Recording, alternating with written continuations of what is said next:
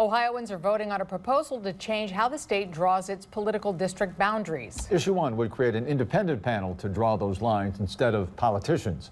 13 Action News reporter Josh Krupp is live here at 6 to explain how that group would be selected. Josh? Yeah, and it's an interesting process here, Lee and Diane. That panel would be made up of a group of citizens instead of politicians, and the process to select them starts with a large pool of applicants that eventually gets whittled down to our 15 commissioners.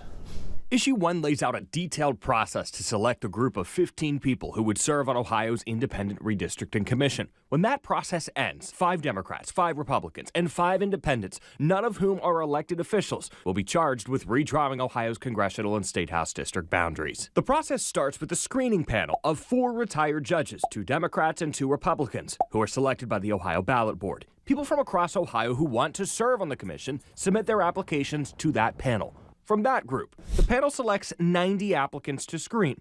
30 Democrats, 30 Republicans, 30 independents. The public will have the chance to watch their job interviews and share their thoughts on the applicants. After that, the panel eliminates half of the applicants, leaving us with 15 Democrats, 15 Republicans, and 15 independents. 6 people from that pool are then randomly selected to serve on the Redistricting Commission. 2 Democrats, 2 Republicans, and 2 independents. Those 6 commissioners oversee the rest of this selection process. They'd review the remaining 39 applicants and pick 9 from that group to fill out the remaining seats on the commission. The amendment calls for them to select people that reflect the geographic and demographic diversity of Ohio. It also allows for the removal of someone on the commission by other members. Opponents of Issue 1 have criticized the proposed process, calling the would-be commissioners unelected bureaucrats. Supporters believe the selection process will be transparent. Everything has to be done in the public eye, which means the media, watchdog groups like the League of Women Voters, everyday Ohioans are going to be able to participate in the process, but also